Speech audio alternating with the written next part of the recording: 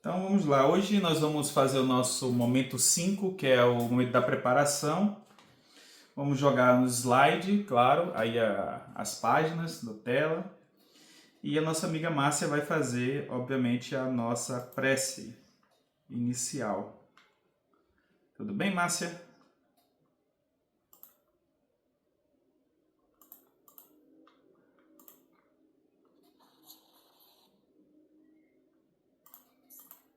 Tá fechado o áudio. Ah, tá. Pronto, já foi. Já abri. Maravilha. Abri. Obrigada. Então vamos serenando nossos corações, agradecendo a Deus e a Jesus por esses estudos que estão sendo tão relevantes nesse momento. Procuramos cada vez mais ir no sentido de aprender, para que possamos elevar nossos espíritos a compreensões maiores.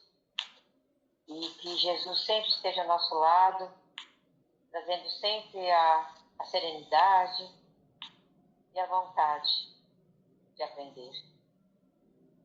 Graças a Deus e graças a Jesus.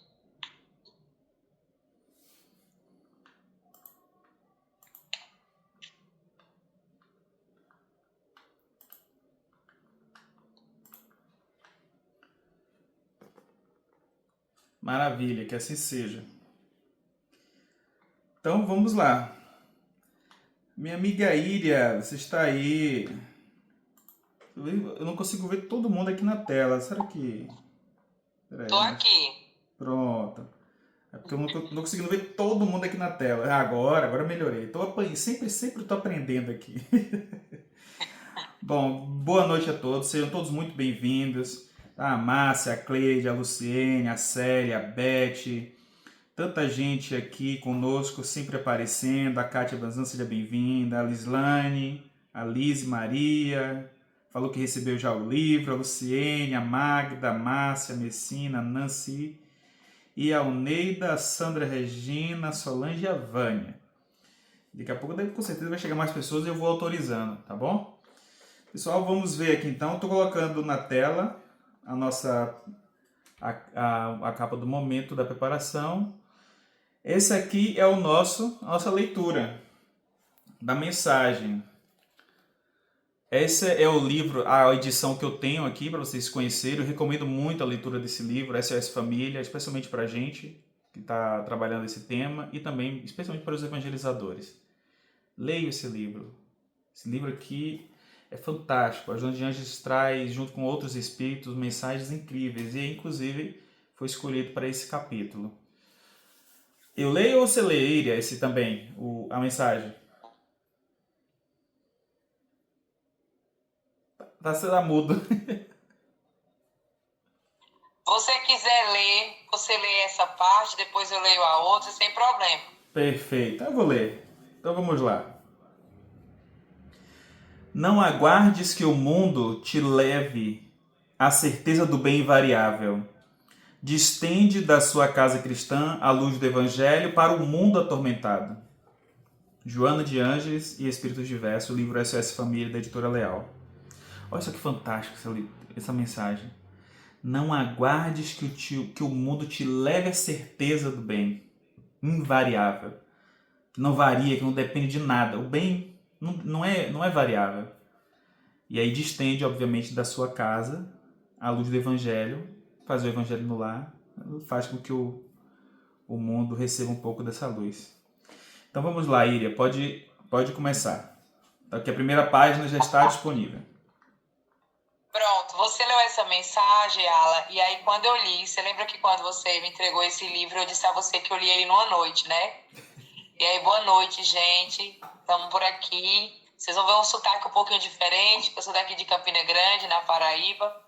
E aí, na mesma noite, quando eu li, veio uma mensagem muito boa.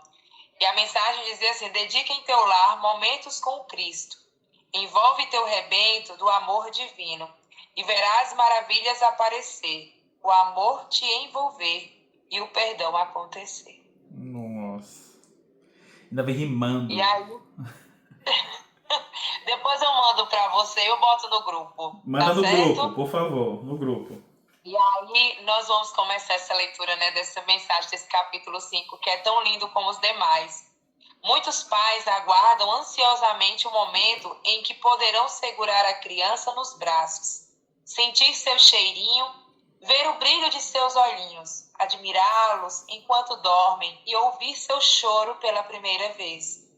No entanto, poucos percebem que o verdadeiro preparo não se resume à espera física, mas ao processo silencioso e íntimo de autotransformação, que deve começar muito antes da gestação e se estender por toda a vida.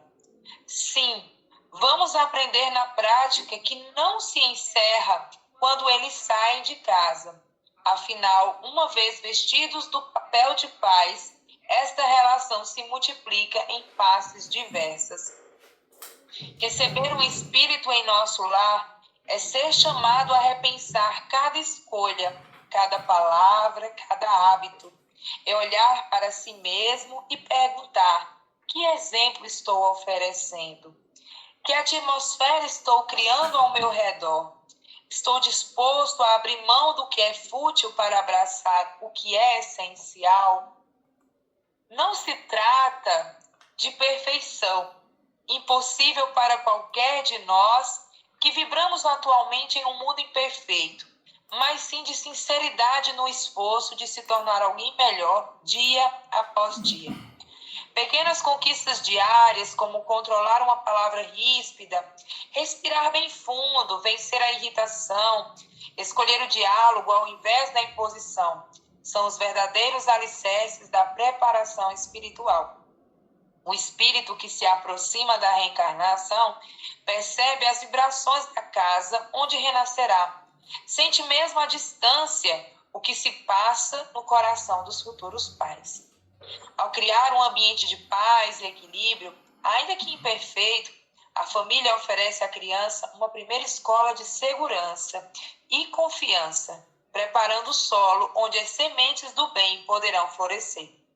Essa preparação não acontece apenas nas horas dedicadas à oração ou ao estudo, mas sobretudo nas atitudes do cotidiano, no perdão que se oferece aos que erram, na paciência com os desafios da vida, no cuidado com o que se fala, de quem se fala, no que se assiste, no que se cultiva no íntimo.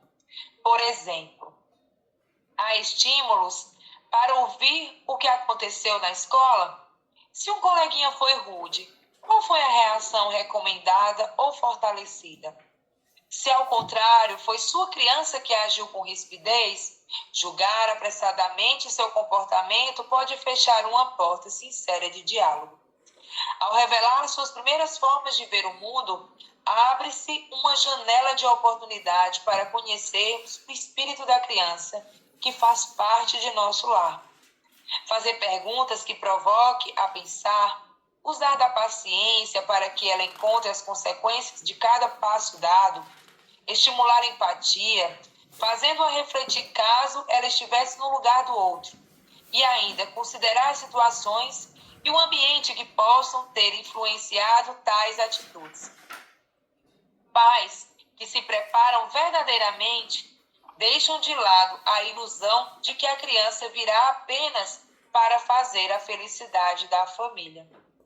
Pelo contrário, compreendem que a chegada do filho traz responsabilidades sérias e profundas, e também valiosas oportunidades de aprendermos lições novas. Deixamos de esperar que a criança venha preencher nossos vazios emocionais ou realizar sonhos frustrados, e passam a encarar a paternidade e a maternidade como um chamado de Deus para amadurecermos emocionalmente e espiritualmente. Aqueles que desejam ser pais e mães e, ao mesmo tempo, preservar a vida antiga sem mudanças, sem sacrifício, revelam que ainda não compreenderam a grandeza da missão que assumem. Receber o Espírito é aceitar transformar-se junto com Ele, em um processo contínuo de aprendizagem e renovação. Sim, haverá caos, porém, com boa vontade e administração, poderá haver um caos mais ou menos controlado. Que cada futura mãe, cada futuro pai, cada responsável por uma nova vida permita ser tocado por esse ser, por esse chamado à transformação. Que o espírito reencarnante encontre um ambiente onde o amor seja cultivado com responsabilidade e onde cada gesto, cada palavra e cada escolha revelem a verdadeira disposição de construir, junto com a criança, uma história de luz e crescimento mútuo. E aí, o que vocês acharam? O que você achou, Iria? Me conte aí, quais suas observações? É sério o negócio é sério. Eu gosto muito de todo esse estudo do livro, né? E eu sempre fiz as anotações. Sempre estava aqui, eu gosto.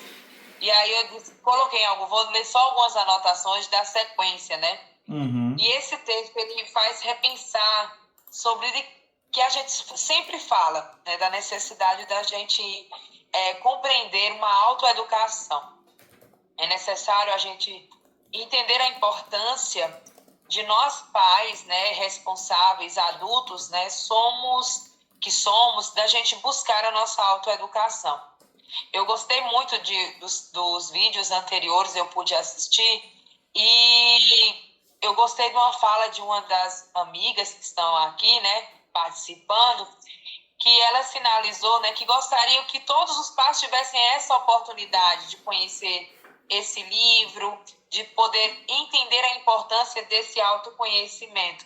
Porque, realmente, quando a gente vai lá para o capítulo 14 do Evangelho segundo o Espiritismo, Santo Agostinho, ele diz, né, lá no miolinho daquela mensagem, ele sinaliza, quando ele diz que, ó espíritas, né, o corpo que trazeis, né, quando desenvolve, nós temos a gestação, o gestal, o produzir, nós produzimos o corpo. O espírito já vem de inúmeras outras existências.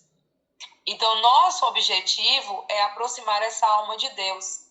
Então, é preciso, para a gente poder aproximar essa alma de Deus, é preciso a gente também se aproximar, termos a nossa aproximação e automaticamente o nosso processo de autoeducação, né? E aí eu gosto muito dessa outra passagem que diz, né, que os espíritos, eles sentem, né, antes já na convivência, eles visitam as famílias. Então, nós temos relatos de espíritos que visitam os seus lares com um mês de antecedência, com 6 meses, até 1 ano de antecedência. Conseguem visitar os seus lares, veem como é a dinâmica familiar. Nós temos relatos, vamos dizer assim, avulsos que não estão registrados. Mas nós temos relatos registrados. No livro Missionários da Luz, nós temos o caso de Segismundo, que visitou a família. E lá no Entre a Terra e o Céu, nós temos o caso de Júlio, que tanto esteve encarnado junto com a família, desencarna e depois ele volta. Mas que não necessariamente ele, mas a sua mãe que estava desencarnada, ela visitava a família. Então ela foi aquele elo. Então ela sentia toda a energia do lar, queria receber aquele espírito. Ela sabia como estava o lar, como estava a dinâmica. Então é muito interessante a gente entender sobre aquilo que nós estamos ouvindo, aquilo que nós estamos conversando, sobre aquilo que nós estamos, de uma certa forma, visualizando em nossos lares, né? Se temos o desejo de termos um ser que vem para o objetivo, e aí a gente lembra lá do Livro dos Espíritos, quando Kardec pergunta qual é o objetivo da encarnação, né? E aí os espíritos dizem, é o nosso processo evolutivo, é evoluir, é desenvolver espiritualmente. Então, como é que eu vou trazer um ser se eu não busco o meu processo de autoeducação? Nós precisamos. É uma responsabilidade muito grande, é muito séria, é bem delicado trazer mudanças, mas é necessário, né? E aí eu gosto muito de uma passagem, porque eu uso muito aquela musiquinha, se eu não me engano, que é do grupo Flor de Luz, um grupo espírita infantil, em que ele traz a fala, né? O que Jesus faria em meu lugar. Gente, é muito bom aquela musiquinha, porque ele fala de várias situações. E aí ele diz, e o que é que Jesus faria em meu lugar? Isso mesmo. Se eu não me engano, é o da Capa Azul. Essa música é o da Capa Azul. O que Jesus faria em meu lugar? Muito bom, muito, muito bom. Isso. Super indico. Podem ouvir à vontade, sem moderação. Tá entendendo? E ele pergunta o que que Jesus faria. Então, é um questionamento que eu levo para a evangelização, eu uso aqui em casa, com os meus pequenos, né? Comigo, com meu esposo. A gente sempre, quando está numa situação, o que que Jesus faria? Ontem mesmo vivenciei uma experiência junto numa situação familiar. E enquanto eu ouvi alguns familiares falando, e eu fiquei ali meditando, o meu questionamento era sempre: o que Jesus faria em meu lugar? E uma das mensagens era: silencia, escuta e só fala na hora que for pertinente, né? Então é sobre isso, é um processo de autoeducação. E para finalizar, a gente precisa observar as tendências das nossas crianças que chegam em nossos lares, elas mostram, né? E aí eu gosto muito porque nós precisamos entender, como Hermínio mesmo sinaliza no título do livro, né? Nossos filhos são espíritos. A gente não pode esquecer que, como espíritos que são, eles trazem inúmeras experiências, uma bagagem imensa, né, de vivências, e eles trazem as suas tendências. E aí a gente vai observando que a gente pode ajudar, que a gente precisa desenvolver de habilidade, que a gente precisa trabalhar para retirar totalmente. E aí é necessário ter mudanças para que a gente possa cada vez mais desenvolver. Se a gente achar que a gente vai ter a mesma vida depois que tem os filhos, da vida de solteiro, que não tem filho, que não tem nada, a gente entra num engano total, porque não tem como. A vida ela modifica totalmente, ela é totalmente diferente do processo. É, verdadeiramente assim, a gente precisa fazer essas reflexões. Eu vou mandar no grupo depois o link lá do canal no YouTube do Flor de Luz para vocês, quem quiser aproveitar, explorar, usar e abusar do uso desse livro, dessas músicas, e até para acalmar mesmo. Eu digo a vocês que, por exemplo, toda vez que eu fazer palestra, antes de fazer palestra, eu já, claro, eu tento me concentrar durante o dia, lendo as mensagens e tal, mas eu sempre boto umas 2 horas, 1 hora antes, eu boto música para ouvir. Porque isso faz melhorar muito assim, a batida do coração, relaxar, você fazer sintonia com a casa, com a espiritualidade amiga. Eu gosto de ver, de repassar algumas passagens, né, do Evangelho, porque a gente tem dificuldade de fazer essa conexão, porque o mundo aqui fora deixa a gente muito atribulado muitas vezes. Então, quando a gente vê a oportunidade de assistir uma palestra na Casa Espírita, não deixe de ir. Eu nunca acho que a gente vai ter uma palestra com tema tal, mas esse tema eu já vi. Esse palestrante eu já vi ele falar. Vá assim mesmo, porque se você tem a oportunidade, a possibilidade de ir, vá. Porque isso vai te fazer bem. Mal não vai fazer, você tem certeza disso que não vai fazer mal. Então isso vai trazer para você um bem-estar. Porque ficar aqui vendo as notícias que a gente assiste, ver o estresse de algumas situações, isso é difícil. Claro que viver o estresse no lar, dentro de casa, na convivência com os filhos, com o esposo, com o marido, com o pai, mãe, irmãos, isso faz parte da nossa jornada, né? Isso faz parte da nossa jornada. Esses desafios fazem parte. Então o convite do livro, e aí eu vou voltar lá para a primeira página, é justamente esse. A gente fazer essa reflexão, como a Ilha trouxe aqui. Então, a Ilha trouxe lá, questão 132 do Livro dos Espíritos. Né? A Kardec pergunta, qual o objetivo da encarnação? Aí o danado do Kardec, ele é tão gente boa, que lá na frente ele joga uma outra segunda. Porque o Kardec ele é assim, ele pegava uma pergunta, colocava e depois lá na frente ele jogava uma outra para ver se o espírito confirmava aquela pergunta. Então ele jogava lá na frente, depois jogava para trás, depois voltava com outra para ver se tudo se encaixava. Então a pergunta foi, qual o objetivo da encarnação? Porque encarnar é a primeira vez, né? Você vai encarnar. Porque quando você vai pela segunda já é reencarnar, você já está de novo. Por isso que 35 perguntas depois, lá na 167, ele joga de novo. Qual o objetivo da reencarnação? Que são respostas diferentes. São respostas diferentes. Né? Então, na questão 132, a espiritualidade responde que Deus impõe a encarnação com o objetivo de fazer a gente alcançar a perfeição. Olha isso que fantástico. Nos impõe para poder chegar até a perfeição. Ou seja, a encarnação para a gente não é para a gente... A nossa missão é ser pai, ser mãe. Não é essa a missão. Não é desbravar e ir para a África ou para um recanto de algum lugar da humanidade e ir ser um missionário lá. Isso pode te fazer bem, então faça. Se puder, condições, óbvio. Você vai aprender, nós vamos aprender. Se para se dedicar à casa espírita, também você vai aprender. A evangelização, também vamos aprender. Mas no lar, o convite para o lar também faz parte desse processo encarnatório. Por isso que é sempre um cuidado quando a gente vai falar sobre esse tema, sobre esses temas, para a gente não achar que todo pai e mãe, nossa missão é ser pais. Calma, calma, vamos respirar fundo. Faz parte da nossa atividade, faz parte da nossa missão ser pai, ser mãe. Mas como já vimos em outros momentos, inclusive nas anteriores, né? A gente revisitou que a própria mãe do Chico Xavier precisou ouvir isso, né? Vocês, pais da terra, não são os pais criadores, são pais zeladores, cuidadores, temporários. Ainda joga na nossa cara que a gente é temporário, profissão temporária.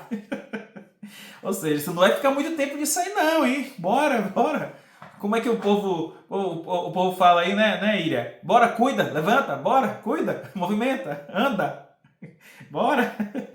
É isso, porque a gente precisa andar, são muitos papéis. Por isso que lá no outro livro da Joana, Constelação Familiar, fala dos vários papéis que nós vamos tendo. Então, às vezes nós somos filhos. Pronto, é um papel que você está vivendo. Depois você vira pai, mãe. Pronto, é outro papel. Você, além de filho, você é pai e mãe. Às vezes você é irmão, irmã, irmão de 1, irmão de 2, de 4, 5, né? E depois você ainda pode ser avó, quem sabe, né? Se você permitir, olha só quantos papéis você já viveu. Numa encarnação só. Então isso é fantástico. E a gente poder aproveitar isso. Então a espiritualidade faz a gente pensar um pouquinho, né? Então muitos pais a gente aguarda ansiosamente para o momento de ter os filhos. Para segurar a criança nos braços. De sentir aquele calorzinho. Gente, uma vez eu fui fazer uma palestra no Instituto Espírita do Amor. Aí eu vi essa mãe chorando. Eu já contei essa história em algumas palestras. Aí eu vi ela chorando. Aí eu não sabia se me aproximava ou se ficava. Para deixar ela chorar, porque era uma mãe de psicografia e muitos pais, mães choram muito, irmãos, enfim. E aí eu fiquei na dúvida se aproximava ou não dela. E de repente eu senti como se fosse uma autorização. Pode ir. Aí eu fui. Quando eu estava na direção dela, ela virou para mim, olhou. E aí quando ela olhou para mim, ela meio que abriu os braços. E eu abri meus braços, ela estava sentada na cadeira, e eu me ajoelhei para poder abraçar ela. E a gente se abraçou. E ela chorou. Chorou. E de repente ela chegou e eu fui perguntando, né? E aí e ela falou porque ela tinha ido ali por causa da filha. Aí eu perguntei, e qual é o nome dela? Ela disse Bárbara. E eu perguntei, você lembra quando você deu esse nome para ela? Aí ela disse, eu lembro, meu filho. Eu tinha acabado de tê-la, a moça, a enfermeira, deixou ela nos meus braços. Quando ela estava nos meus braços, coloquei ela assim, olhei para os olhinhos dela e disse, você vai se chamar Bárbara. Foi ali, naquele momento em que ela teve a filhinha dela nos braços e que ela deu o nome dela. Então olha só que fantástico. Então esse é o momento que todos nós, pais, queremos, esperamos, almejamos. Mas a gente nunca sabe o que vai vir dessa experiência, né? Então esse é o momento que é o brilho dos olhinhos que a gente quer ver, a gente quer admirar eles enquanto dorme. Vocês lembram quando vocês tiveram os seus, vocês que puderam ter os seus pequenininhos? Botaram para dormir e aí de repente vocês iam lá olhar para ver se estava respirando, né? Se continuava respirando. Será que está respirando? Será que está golfando? Será que golfou? Ai, meu Deus. E nos primeiros dias, se vocês não estiveram tão cansados, vocês iam toda hora, né? E olhava. Parecia uma coisa nova, um brinquedo novo, uma roupa nova, que você ficava toda hora olhando, porque é novo, é algo diferente. Eu não consigo nem imaginar vocês como mães, principalmente. E aí eu vi o choro pela primeira vez. Então, muitos de vocês têm essas memórias gravadas no olhar perispiritual. Esse é o registro da experiência. Isso ninguém tira de vocês. Ninguém nunca vai tirar isso de vocês. Esse é o nosso presente, esse é o presente divino. Porque Deus podia criar uma outra forma de a gente ter os nossos filhos, de a gente simplesmente se multiplicar, de nascer novamente, de qualquer outra forma. Mas Ele nos dá essa forma que é uma forma única, divina, para a gente poder escolher a melhor palavra, divina. Essa é a melhor palavra. Só que, porém, contudo, no entanto, poucos de nós percebemos que o verdadeiro preparo não se resume à espera física. Mas esse processo que é silencioso, que ele é íntimo, que geralmente o pai, homem, não consegue fazer. Vocês, mulheres, conseguem. Porque vocês conseguem visualizar, vocês conseguem imaginar, vocês conseguem sentir aquele ser ganhando vida dentro de vocês. Ganhando uma forma, crescendo, se alimentando, se nutrindo do que vocês estão se alimentando. E do que vocês se alimentam, esse processo é transformado, como Lavoisier dizia. Como Lavoisier dizia que nada se perde, tudo se transforma. Então o que você alimenta não se perde. Nada ali vai se perder. Alimenta cada célula do seu corpo. Então olha só que coisa incrível, maravilhosa. Então isso faz com que a gente entenda de forma mais profunda. Por isso que a gente precisa de muitas encarnações. Uma não tem como. Não tem como. Graças a Deus permitido que a gente possa voltar quantas vezes forem necessárias. Porque aí sim a gente vai perceber. Aí sim a gente vai aprender na prática que não se encerra quando eles saem de casa. Quando eles crescem e vão embora. Assim como nós também, quando aconteceu com a gente precisou sair de casa, ganhar vida, conquistar os nossos sonhos, realizar o que a gente quis realizar. Porque a gente estava ali saindo da posição de filho para ganhar o mundo e tomar a posição de ser humano responsável, coparticipativo do mundo. E muitos de nós já vamos nos vestir de pais. Muitos filhos saem de casa quando eles se vestem do papel de pais. E aí a gente vai perceber que receber esse espírito em nosso lar é esse chamado a repensar cada escolha, cada palavra, cada hábito nosso. É olhar para dentro da gente mesmo e fazer essas perguntas constantes. Que exemplo que eu estou oferecendo? Olha que diferente ser espírita, gente, porque a gente consegue perceber que as perguntas não são mais aquelas perguntas: que colégio eu vou colocar o meu filho? Muitos pais ainda estão pensando nisso. As perguntas não são: quando meu filho passar na universidade, que carro que eu vou conseguir dar para ele? Será que eu vou dar um carro usado, um carro novo? Tem gente que tem essas perguntas. Imagina isso? Quanto tempo estão perdendo? Tem gente que está se preocupando: o apartamento, que eu tenho esse dinheiro que eu estou guardando, será que eu vou conseguir comprar um apartamento ou vou comprar uma casa para o meu filho? É uma casa de um apartamento de um quarto ou de 2 quartos? Então, para vocês verem como é que é diferente. Por isso que quando Jesus olha para aquelas pessoas lá no Calvário, ele olha: oh Pai, perdoa, eles não sabem o que fazem. E a gente colocando em cada um na medida das nossas dificuldades também, nossos desafios também, cada um de nós não sabemos o que fazemos. Mas agora que a gente termina essa primeira página, eu quero ouvir vocês. A Íria já levantou a mão, eu quero saber quem mais vai levantar a mão aí. Vai, Íria, pode falar. Bora movimentar, né? Contar um pouquinho da história bem rápido para o pessoal falar também. O Alan sabe um pouquinho já da minha história, mas eu gosto muito de contar porque eu acho que a gente precisa partilhar sempre as nossas histórias.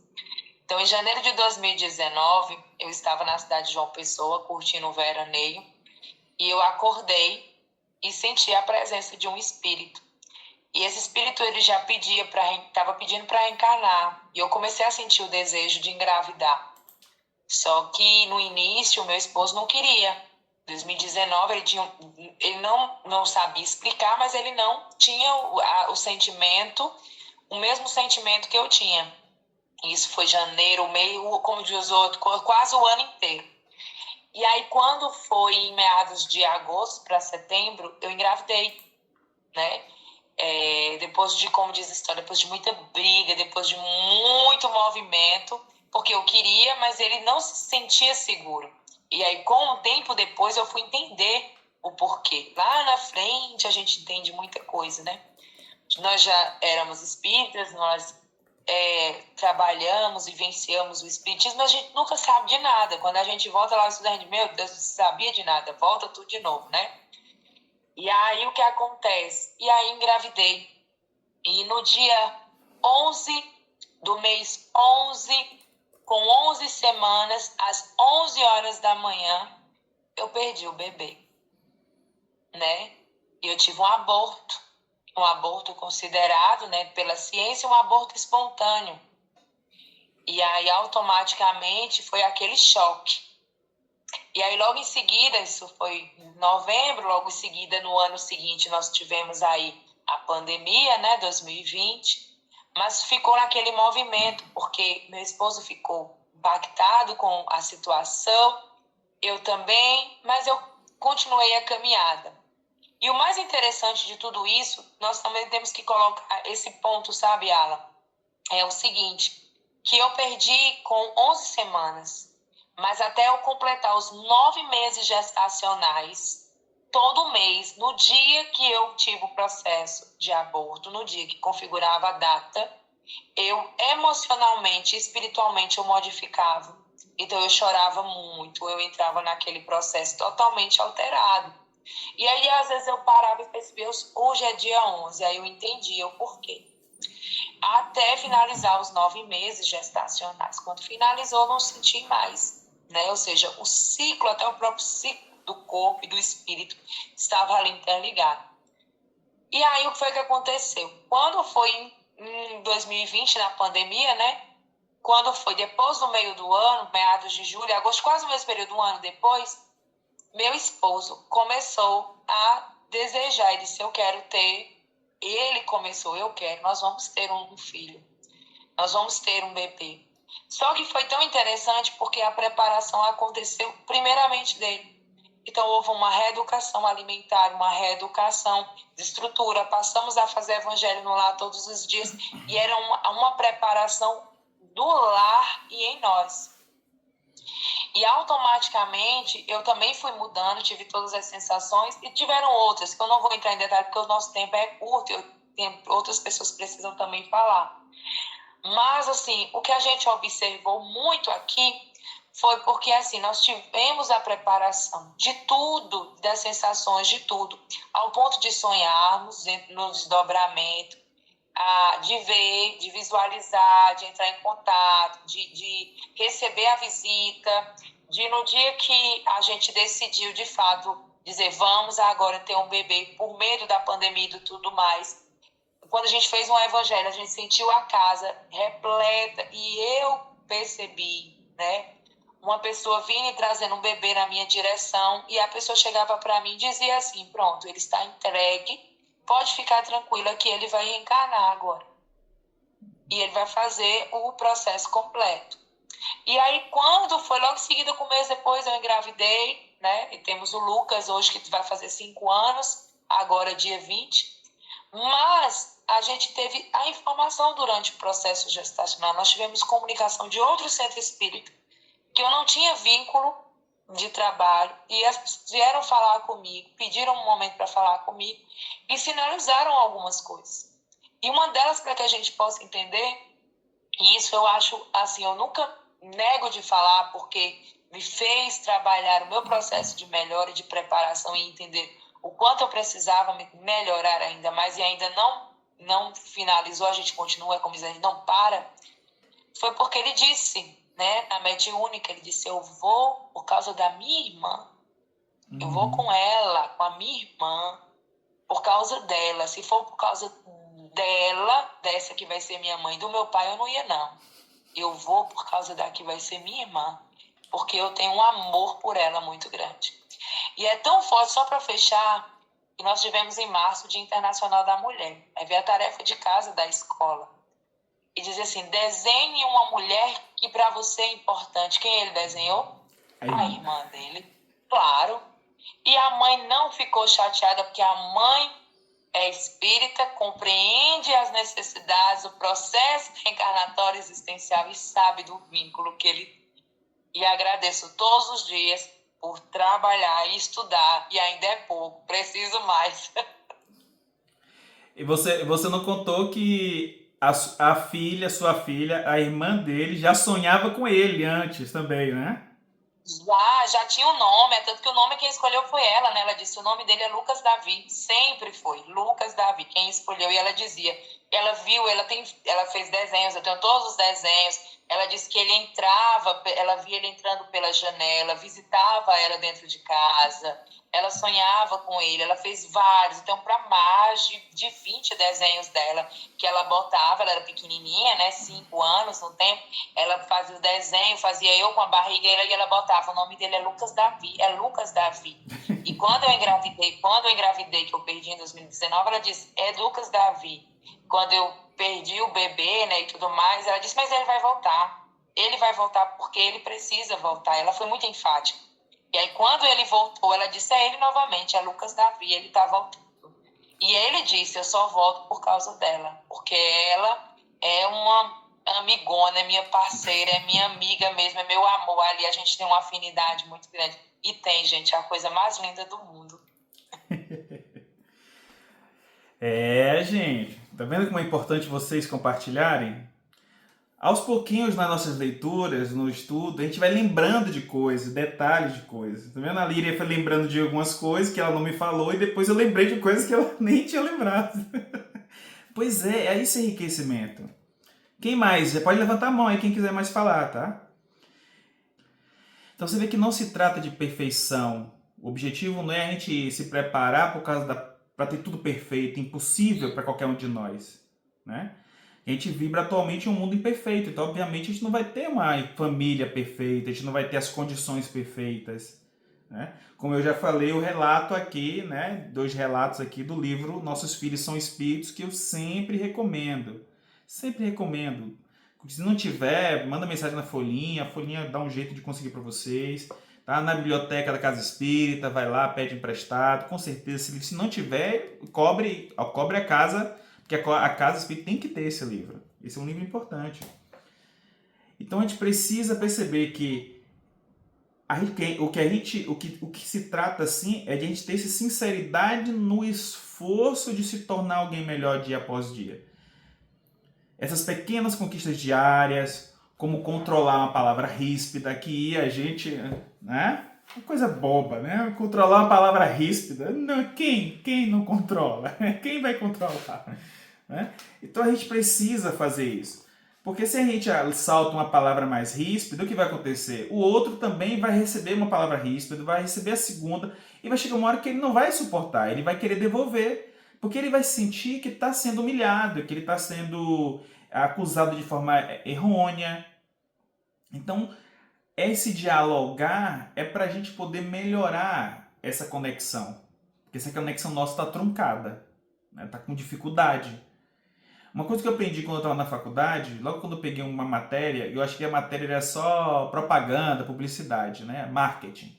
Aí meu professor disse, a primeira coisa que ele falou no primeiro dia foi: antes de falar para vocês o que é marketing, eu vou falar para vocês o que não é marketing. Aí eu fiquei, eu não estava nem dando bola, eu só peguei a matéria porque era obrigatória. Aí de repente ele diz, marketing não é vendas. Aí eu, marketing não é publicidade. Aí eu falei, esse velho tá doido. Ele é um senhor de idade, né? Era um senhorzão. Eu falei, você tá doido. Marketing não é propaganda. Eu falei, meu Deus, o que aconteceu? E todo mundo olhando para o outro na sala, se olhando. E aí ele diz, marketing tem a ver com pesquisa, com economia. Marketing é atender o que as pessoas precisam, o que as pessoas demandam.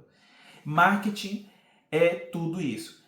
Aí, de repente, ele chegou e falou que depois que ele concluiu a cadeira de marketing lá na universidade dos Estados Unidos, que ele estava, o professor o professor dele, né, o orientador dele, disse que ele precisava fazer 6 meses, olha só, 6 meses, um curso sobre comunicação. Porque os maiores problemas das instituições e das pessoas é a comunicação. A gente envia uma comunicação, mas nada garante que o outro que recebe a comunicação entenda a comunicação. Eu posso mandar uma mensagem no grupo e na minha cabeça está bem claro o que eu quero dizer.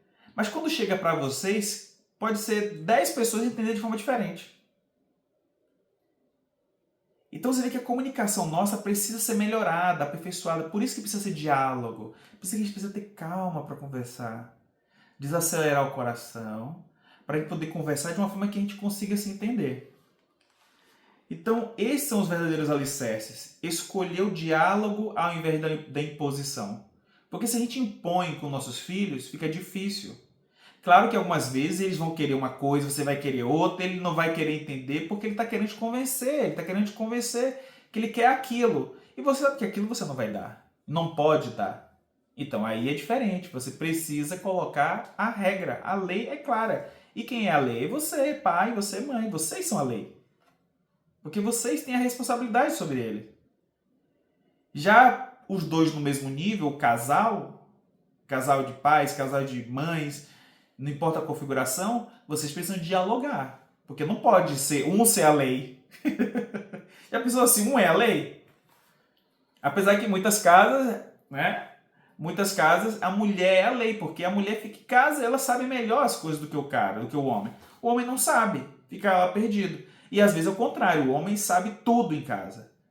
Ele que cozinha, ele que sabe tudo onde está, e a mulher trabalha mais fora. Então ela praticamente acaba sendo convencida sempre por ele, porque ela sabe que no final das contas ele sabe muito mais. Onde estão as coisas, como funcionam as coisas. Né? Então sempre vai depender de quem domina mais determinado território da casa, por exemplo. Né? Então o espírito que se aproxima da reencarnação, como o nosso Lucas Davi, ele percebeu as vibrações da casa onde ele ia renascer. Ele percebeu. Ele percebeu que, na primeira vez, não estou sendo bem recebido aqui não. Olha, que negócio é esse aqui? Não vou chegar assim desse jeito não. Não me querem lá, não me querem bem, então eu não vou. É a mesma coisa contada aqui no livro Nossos Filhos São Espíritos. Aquele espírito que eu contei já a história, de que o espírito o casal estava querendo ter filho, tentou uma vez, nada, tentou 2 vezes, nada, abortos espontâneos. De repente, leva para a mediúnica, quando chega lá, olha o que acontece. Descobre que o espírito tem uma dificuldade, igual como o Lucas Davi estava tendo com o pai. Só que nesse caso era com o avô. Olha só, com o avô. E aí, eles fizeram a mesma coisa que o meu amigo e a Ira fizeram. Começaram a se reestruturar, a se preparar melhor para recebê-los. E aí, como se prepararam, aí ele veio. Então, nós precisamos confiar na espiritualidade. Então, tá vendo por que Emmanuel, lá no livro Consolador, ele diz que existe uma diferença entre fé e crença. Existe uma diferença entre crer e você ter certeza. Porque é crer em alguma coisa, todo mundo crê. O ateu crê em alguma coisa. O ateu ele pode acreditar em vida fora do planeta, em vida extraterrestre, mas não acredita em Deus. E aí, quem tem certeza, tenha certeza. Não precisa acreditar. Porque acredita uma coisa, acredita hoje, uma coisa amanhã não acredita mais. Olha, eu acreditei em determinado político quando eu era adolescente. Depois eu vi umas coisas, parei de acreditar nele. Aí, acreditei, desacreditei. Você perde a fé na pessoa, porque nós somos humanos e nós podemos falhar. Mas em Deus não falha, já está tudo pronto. Então por isso que é interessante a gente ter a certeza. Tem uma dificuldade na família, uma família está querendo ter um segundo filho, está querendo ter o primeiro, na evangelização, vamos conversar, chama para conversar, fazer atendimento fraterno, conversa no atendimento fraterno para refletir sobre isso. As pessoas do atendimento fraterno na casa espírita têm que ler um livro desse. Como é que você vai atender uma família e você nunca leu esse livro? Só leu o livro Obra Básica? Esse livro é básico, ler as obras básicas vai te dar muito conteúdo. Mas se você ler um desse ou outras obras semelhantes, como as obras de Joana, André Luiz, você vai compreender melhor as obras básicas. Não é porque as obras estão defasadas, não. É porque olha o que eu vou falar, nós não temos a capacidade cognitiva de entender as obras básicas. Nós temos que ser humildes em reconhecer que as obras básicas estão muito além da nossa capacidade. Então a gente precisa beber dela para a gente poder entender o básico, mas a gente também precisa dos outros para entender o básico. Então não é que a gente tem que dispensar, muito pelo contrário, você tem que ler as obras básicas. Você tem que ler a Gênese. A gente não lê a Gênese. Então leia a Gênese. Lendo a Gênese, você vai entender os milagres de Jesus. Olha só que fantástico. Você vai entender os milagres de Jesus porque seus filhos uma hora vão perguntar sobre isso. E aí como é que vai ser? Você vai dizer, não, porque Deus quis assim, é porque Ele fez assim. E aí, mãe, mas aquele negócio lá das bodas lá, daquele casamento lá que Jesus transformou água em vinho. Então a gente pode tomar vinho, a gente pode beber, né? Então é compreender com por que Ele fez aquilo, como é que Ele fez, qual é o objetivo, tem um objetivo por trás? A Vânia está colocando aqui, ó, que o relato vem de uma cura linda que foi levada para o plano espiritual uns 6 meses antes da filha vir. E aí eu vi a pergunta, talvez você terá que criar ela sozinha, você aceita? Olha só, você já recebeu uma dessa logo no início?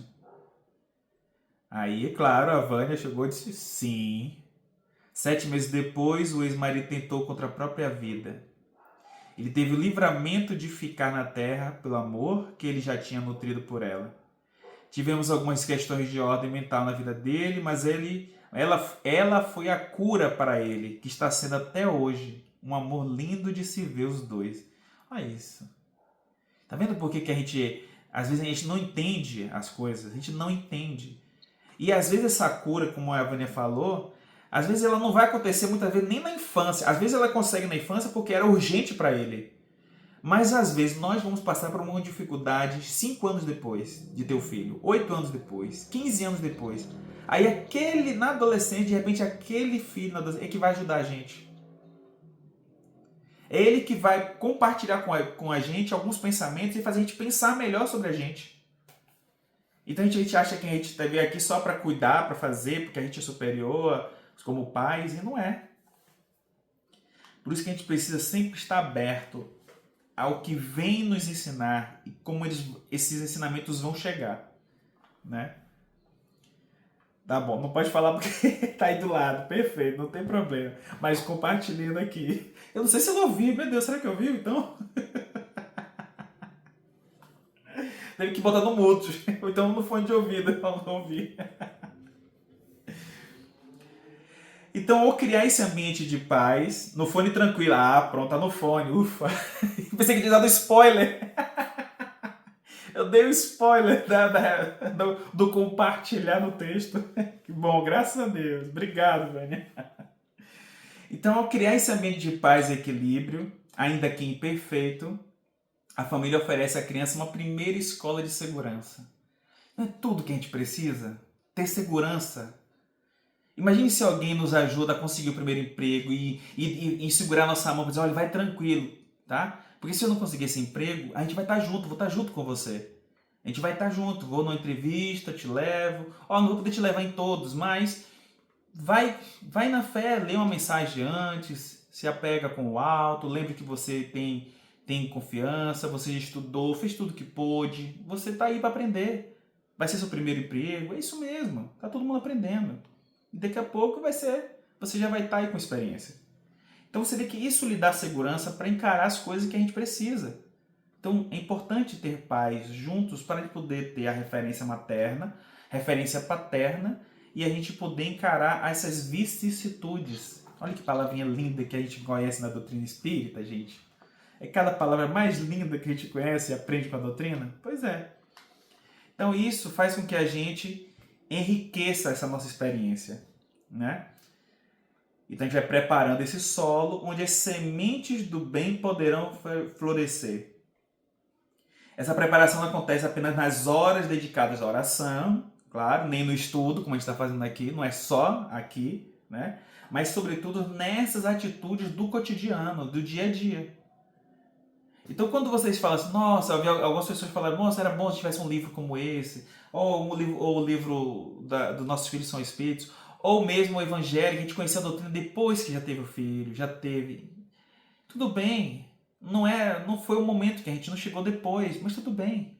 Quantas pessoas não falam, nossa, eu queria tão bom, na época que eu tive meu filho, tivesse o livro da Turma da Mônica para poder ler com eles. Tá tudo bem, não teve, tá tudo bem. Você fez o que você pôde fazer de melhor. Nós tivemos as ferramentas à nossa disposição que a espiritualidade nos ofereceu. E a gente conseguiu dar conta. E é isso aí, vamos continuar seguindo. Então a gente se prepara com a oração, mas nem sempre a gente vai estar apenas com a oração. Então também nessas atitudes do cotidiano, no perdão que a gente se oferece àqueles que erram, na paciência com os desafios da vida, nesse cuidado que a gente precisa ter naquilo que a gente fala e de quem a gente fala, naquilo que a gente assiste, no que se cultiva no íntimo. Tem um vídeo da nossa querida Anete Guimarães que ela fala sobre o cérebro, sobre como as nossas células recebem as coisas que a gente vê, assiste, ouve. A gente já viu aquela pesquisa também do pesquisador japonês que fala sobre as moléculas da água. Quando as músicas são colocadas, palavras foram ditas em determinadas moléculas da água, depois elas foram congeladas e a gente viu depois de congeladas, como elas ficaram congeladas, com a forma que elas tiveram. E cada forma bonita, quando eram ditas palavras boas, leves, palavras de gratidão, palavras colocando o nome de pessoas, inclusive. Ele colocou o nome como Madre Teresa de Calcutá, Jesus, e colocou outras palavras de outras pessoas que fizeram coisas terríveis na encarnação que tiveram aqui. E aí a molécula com uma determinadas pessoas estava toda deformada, e na molécula com Madre Teresa de Calcutá, por exemplo, estava toda organizadinha. Ela estava toda junta, conectada. Então, as músicas, vibrações, palavras, falas, isso faz com que a gente pense que nosso corpo é feito quase 70% de água. Então, por que a gente fica doente? Especialmente nos dias atuais, que a gente está tendo mais tempo a pensar, vocês já repararam quanto a gente vai para um lugar e a gente fica mal? E quando a gente vai para outro lugar, a gente fica bem? Você está mal, você vai para casa espírita, toma um passe, e aí renova, reenergiza. Aí você vai e encontra com alguém e você fica meio assim. Você vai para casa de alguém e você sente uma coisa, uma energia forte. Né? Então tudo isso começa a fazer parte da nossa percepção de entendimento. Então, por exemplo, será que a gente tem estímulo para ouvir a garotada, as crianças, quando chegam da escola? Porque às vezes, quando é criança, eles ficam doidos para falar. Vocês já repararam? Eles ficam doidos para falar. Quando chega a adolescência, já não querem falar. Falam pouquíssimo. Vai chegando aos 12 anos, 10, 12, que vai falando menos, falando menos, falando menos. Ou seja, se a gente continuar estimulando, nutrindo esse interesse por eles, a gente vai ter resposta. A gente continua tendo resposta deles. Mas se a gente começa a ficar difícil, a conversa ficar difícil, porque eles começam a trazer as coisas também. Adolescente, a gente também, quando é adolescente, a gente é fogo, né? A gente começa a trazer novidade, umas palavras difíceis, um tal de Six serve pra lá, um tal de farmar aura. Aí pronto, endoidece os pais.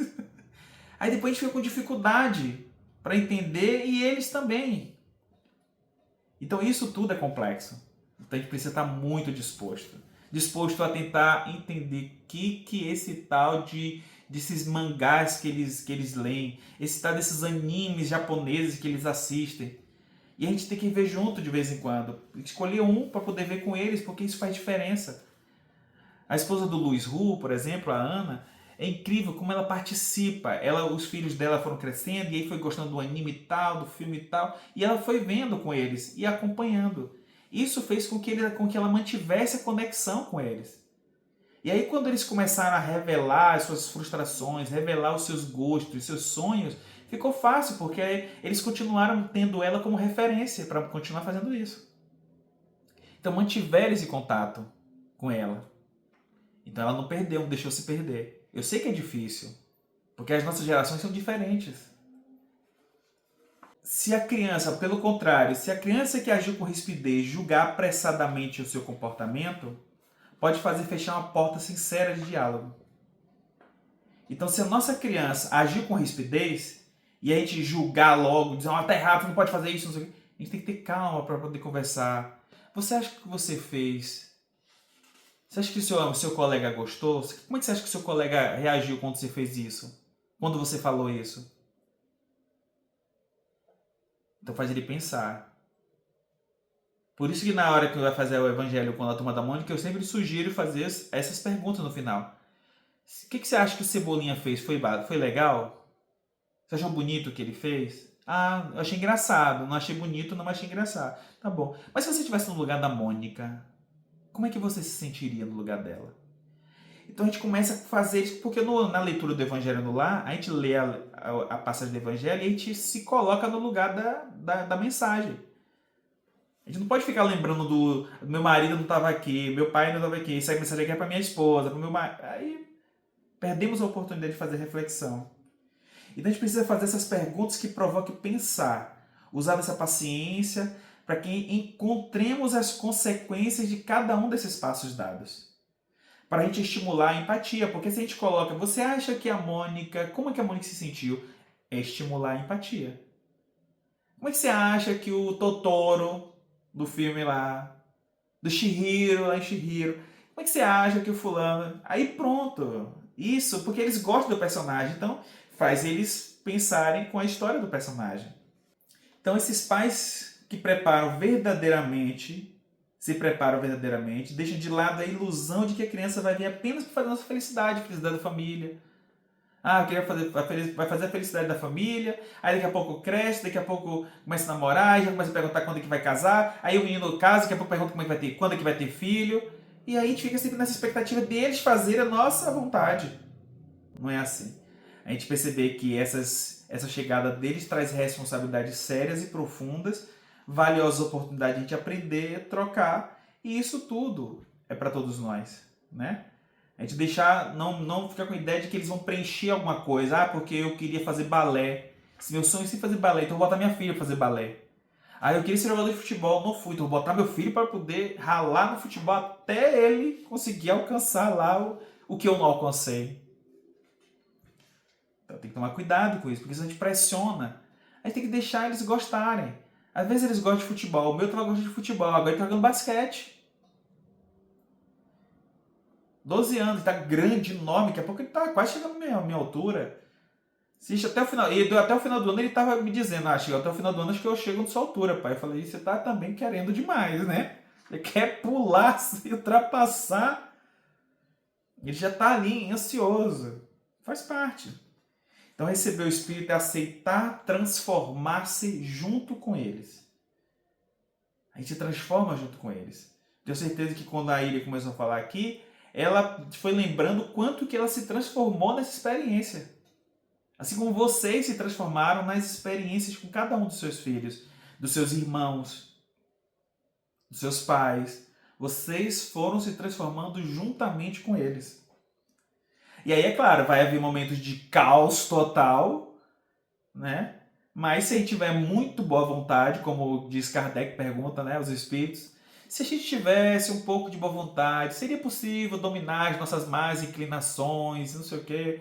Aí a espiritualidade fala, sim, e nem precisa de muito boa vontade, viu? Só um pouquinho de boa vontade vocês já caminhariam muito. Porque o espírito evoluído também, ele pode falar isso, né? Ele já está lá, ele pode falar. Você precisa um pouquinho de boa vontade. Um pouquinho de boa vontade. Para a gente é muito boa vontade, né? Para ele é pouco. Então a gente precisa de ter essa boa vontade. E aí, claro, se a gente tiver um pouquinho de boa vontade, um pouquinho de administração, a gente consegue fazer o caos um pouquinho mais organizado, né? Então que a gente possa fazer essa reflexão, levar essas reflexões de hoje. Quem quiser ainda pode levantar a mão aí, tá? Chegamos a mais ou menos quase o nosso tempinho aqui, de quase 55, ou um pouquinho mais. No meu, na gravação está 1 hora. Então, que a gente possa pensar que cada futura mamãe, cada futuro papai, né, cada futuro responsável por uma nova vida, e aqueles de nós que já estamos responsáveis por essa nova vida, a gente possa ser tocado por esse chamado a essa transformação. Né, que também os espíritos encarnantes se encontrem esse ambiente de amor dentro dos nossos lares, especialmente agora que nós estamos aqui tendo essa oportunidade com a doutrina espírita, que nos dá tanto e a gente nunca terá a condição de dar de volta, né, aquilo que a gente recebe. Quem quer fazer mais alguma contribuição, compartilhar, muita gente escreveu hoje, né, na outra vez todo mundo falou, um monte de gente falou, agora vocês só querem escrever. Fiquem à vontade. A Shirley tinha falado que é sempre uma oportunidade de ampliar a nossa visão. A Janaína também. Hoje, mesmo pela manhã, meus filhos iam ouvir esse CD, o CD do Flor de Luz. Vou mandar lá depois para vocês, conexão. A conexão na hora de amamentar, para mim, foi algo surreal, a Shirley falou. Nossa. Aí. Então, mais alguém compartilhar? Vocês estão cansadinhas? Estão tímidas? Ninguém? Então vamos fazer nossa oração de prece de agradecimento, então. Thaís, você quer fazer essa prece de encerramento? Maravilha. E assim, vibramos muito amor e muita luz pela aula de hoje, por todos que estão presentes e por todos aqueles que não puderam participar. Vibramos muito amor e muita luz pelos ensinamentos e que possamos levar em nossos corações. Agradecemos pelo mentor do nosso estudo, pelo nosso dirigente e por todas as pessoas que fizeram acontecer este estudo. Assim seja, graças a Deus e graças a Jesus. Graças a Deus, gente. Todo mundo agora, se puder, aparece aí na tela quem tá aqui, ó. A Kátia Bazan tá aí, apareceu. A Magda tá ali, a Shirlene. Ó, a Ivani, a Nancy, Maria Eduarda. Quem tá com o livro também, se quiser aparecer, bota aí que eu quero tirar um print, que eu sempre esqueço de tirar o print de vocês. Meu Deus do céu. Como é que pode isso? Coloca aí o livrinho. Quem tiver com o livro na mão, coloca. Quem não tiver, não tem problema. Só para eu tirar um print aqui. Vamos lá, todo mundo prepara como se fosse uma foto, né? Bora lá, 1, 2, 3 e sorrindo. Muito bem, gente. Mais uma vez, muito obrigado pela companhia, pela participação, pela escuta, a Célia, a Luciene, Janaína, todas vocês, a Iria que veio aqui também participando hoje. Nós vamos nos encontrar, eu vou encontrar algumas de vocês aí, né? Salvador vou encontrar algumas, umas 3 ou 4 pessoas daqui do grupo, em breve. Vamos poder estar juntos, tirar umas fotos, igual como aconteceu em São Gotardo. Em São Gotardo encontrei algumas pessoas e a gente mandou foto aqui. Gente, vocês não sabem quanto vocês me fazem bem participando e compartilhando o que vocês, as suas impressões e também a experiência de vocês, a vivência de vocês. Não esqueça também de deixar mensagem lá no YouTube, tá? Porque outras pessoas vão ver, pessoas que nem participam do grupo, então deixa lá também, tá bom? Uma ótima noite a todas, fiquem com Deus e possam renovar sempre a nossa energia, a nossa força para poder encarar todos os dias da nossa encarnação. Até mais. Boa noite. Boa noite. Boa noite a todos. Boa noite. Boa noite.